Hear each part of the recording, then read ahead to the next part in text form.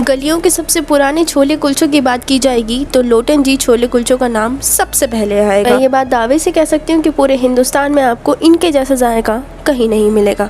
और अगर आपने अभी तक लोटन जी के अल्ट्रा स्पाइसी छोले कुलचे नहीं खाए तो जनाब आपने अभी तक कुछ भी नहीं खाया। दिल्ली आंखें मलते हुए अभी साबित उठी भी नहीं थी कि मैं ओला से शाहजहानाबाद की दहलीज लांघ चुकी थी। शाहजहानाबाद के समय पे यहाँ पर चौरी यानी कि सभा लगती थी और यहाँ पे रईस लोगों के मसले सुलझाए जाते थे। ब्रिटिश हुकूमत के समय में ये जगह 1840 में एक थोक बाज़ार में तब्दील कर दी गई थी, जो आज के टाइम में चांदनी चौक में चावड़ी बाज़ार के नाम से मशहूर है। और यहाँ के कागज़ के बाज़ार की तंग गलियों के बीच छत्ता शाजी में है सन 1918 से ये लोटन छोले कुलचे वाले।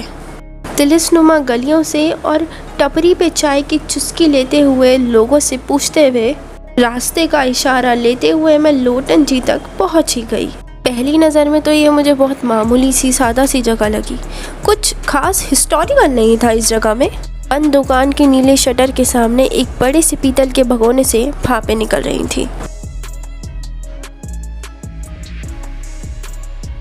जो मसालेदार आलू के बड़े बड़े कतलों से ढके हुए थे।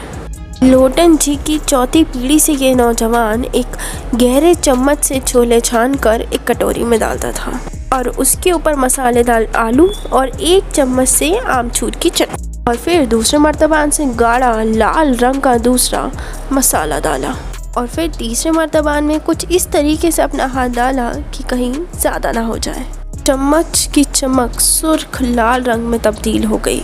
फिर उसी चम्मच से छोलों को आखिरी बार हिलाया। छोलों का रंग मिर्च के उस तेल से और ज़्यादा सुर्ख हो गया और फिर ऊपर से डाली बारीक कटी हुई धागे माँ अदरक और हरे धनिए की पत्तियाँ और उन छोलों को दो दो कुलचों के साथ एक प्लेट में रख के आगे बढ़ाता गया।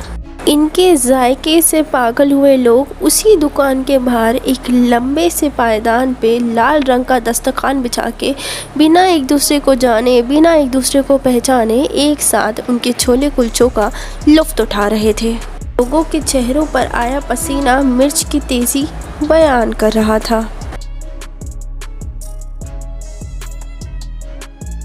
और उसके ऊपर ये चुस्की लेते थे ये गरम छोलों की सूप की। भाई ये देख के मैंने सोचा ये क्या बवाल चीज़ है, क्योंकि मैंने ऐसा कहीं भी नहीं देखा। फिर थोड़ी देर बाद बात समझ में आई कि ये वो छोले का रस है जिसमें छोले उबल रहे थे। चम्मच से ग्लास भर के मक्खन के साथ ऊपर से हरा धनिया डाल के सूप की तरीके से ये चीज़ सर्व हो रही थी, जिसकी कीमत केवल 10 रुपये थी। पीतल के इस भगोने में जैसे ही छोलों का पानी कम होता वैसे ही दूसरा इंसान इसके अंदर एक डोलची रस भर के डाल देता ताकि छोलों में तरी रहे और वो सूख ना पाए। और ऐसे ही थोड़े थोड़े वक्फे पे आमचूर और मसालों के मर्तबान भर दिए जाते थे। लेकिन एक बात तो माननी पड़ेगी, छोलों के सर्व करने की रफ्तार ना तो रुकती और ना ही कम होती। यकीन मानिए ये सारा सिलसिला मेरी आंखों के सामने बहुत ही खामोशी से चल रहा था।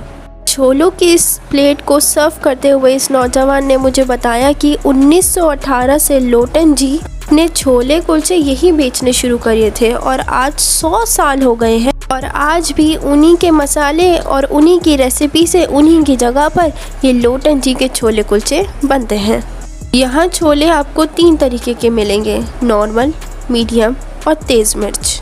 फिर जब बारी आई मेरी प्लेट की तो भाई मैंने एक नॉर्मल और एक स्पाइसी बनवाए।